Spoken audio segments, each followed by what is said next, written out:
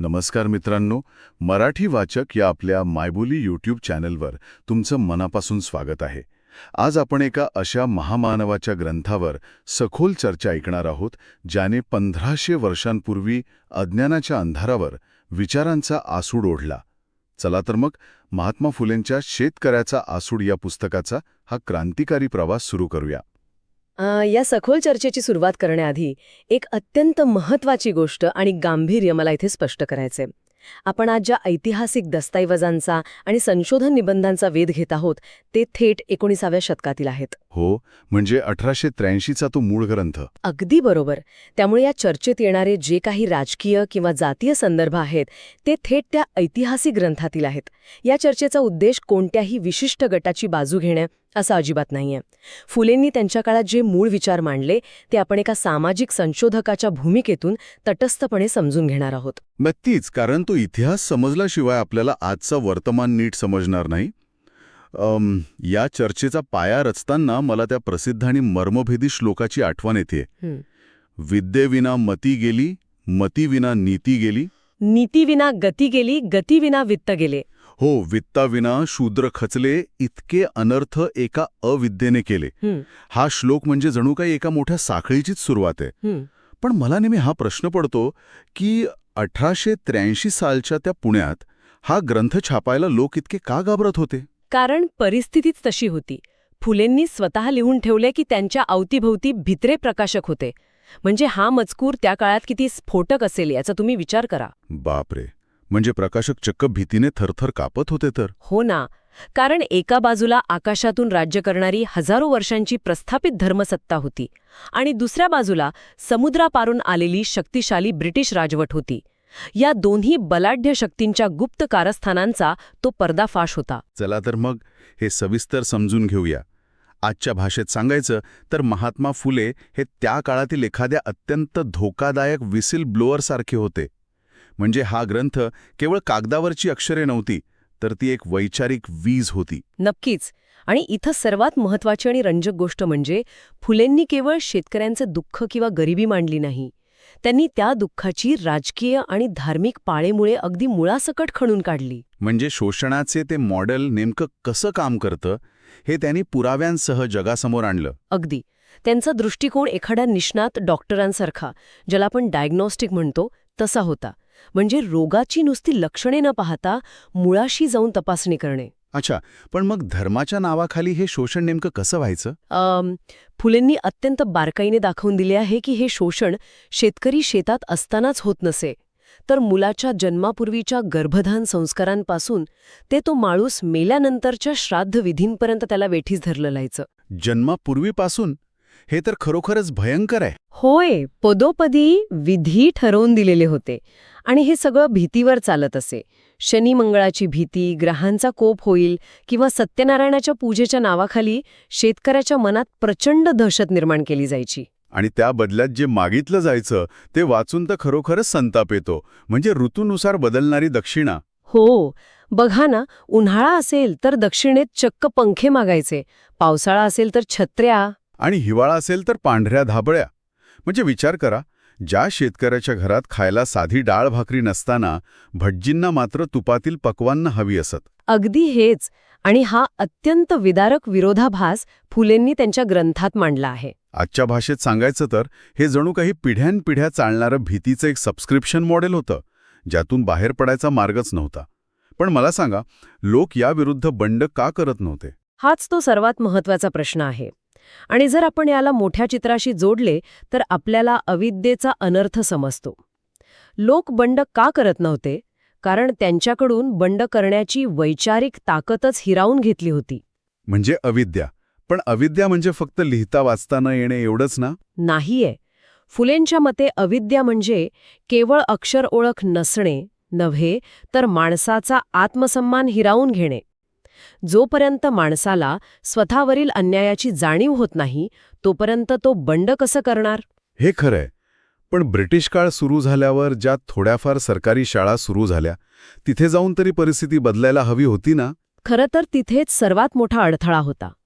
त्या सरकारी प्राकृत शाळांमध्ये शिकवणाऱ्या बहुतांश उच्चवर्णीय शिक्षकांकडून बहुजनांच्या आणि शेतकऱ्यांच्या मुलांची भयंकर मानहानी व्हायची. मानहानी म्हणजे नेमकं काय व्हायचं शाळेत? मुले जो थोडाफार खाऊ आणायची त्यातला वाटा तर हे शिक्षक काढून घ्यायचेच, पण त्याहून वाईट म्हणजे मुलांना सतत टोमणे मारले जायचे. कसे टोमणे? तुला काय शिकून मामलेदार व्हायचंय का? हिशेब करण्यापुरतं मोडलिपी शिक आणि मुकाटामण शेती कर. असे टोमणे मारून त्या लहान मुलांचे पंख बालपणीच छाटले जायचे. बापरे, म्हणजे अज्ञानाचा हा अंधार काही नैसर्गिक नव्हता, तो जाणीवपूर्वक लादलेला एक एज्युकेशन ब्लॉकेड होता.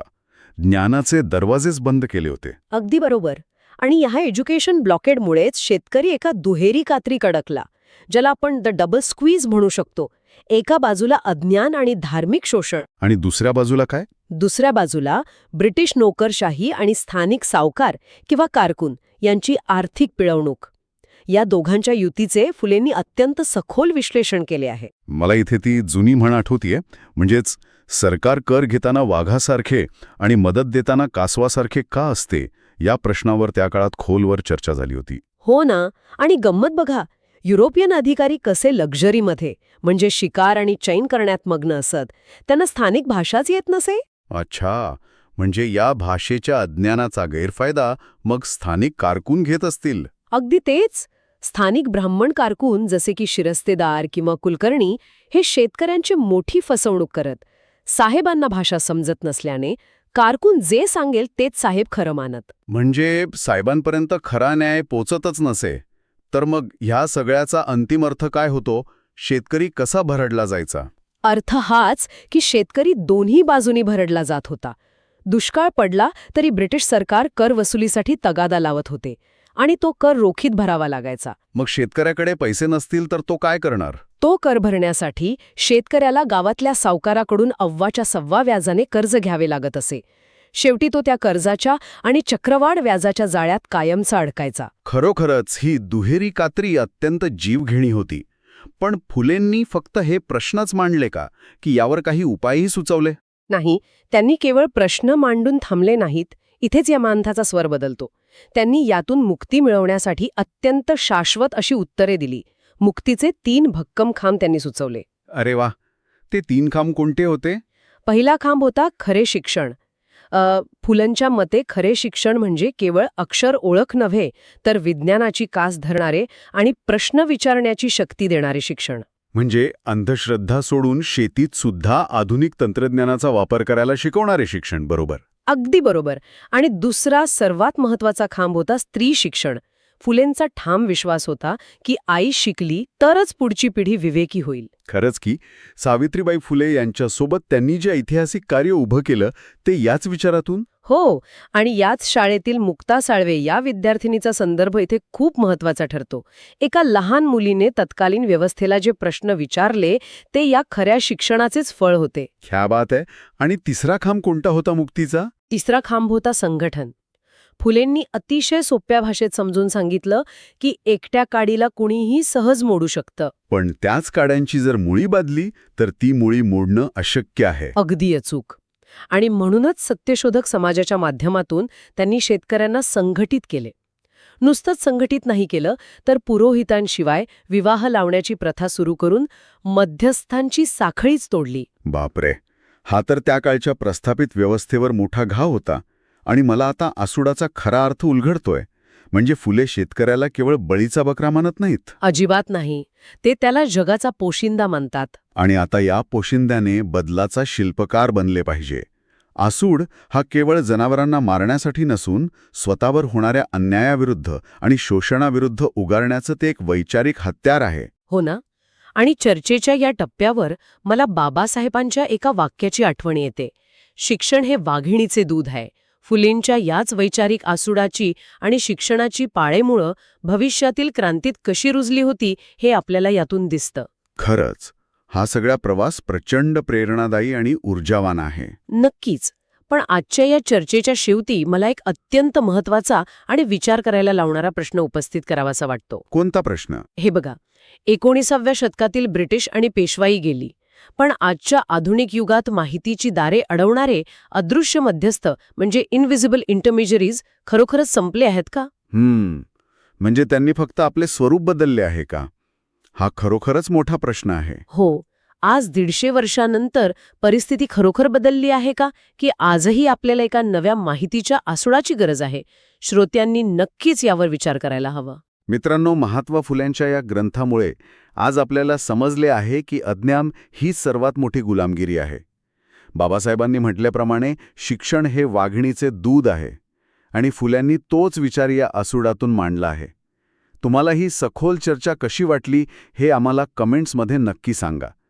माहिती सांगण्याची आमची पद्धत आवडली असेल तर व्हिडिओला एक लाईक करून आमचं मनोबल वाढवा. हा व्हिडिओ आपल्या प्रत्येक शेतकरी बांधवापर्यंत आणि वाचकप्रेमींपर्यंत शेअर करा. तुम्हाला अजून कोणत्या पुस्तकाची अशीच सविस्तर माहिती हवी असल्यास कमेंट करा. अशाच डोळे उघडणाऱ्या पुस्तकांसाठी आपल्या मराठी वाचक चॅनलला सबस्क्राईब करायला आणि बेल आयकॉनवर क्लिक करायला विसरू नका. तोपर्यंत वाचत रहा, शिकत रहा. धन्यवाद. जय ज्योती, जय क्रांती.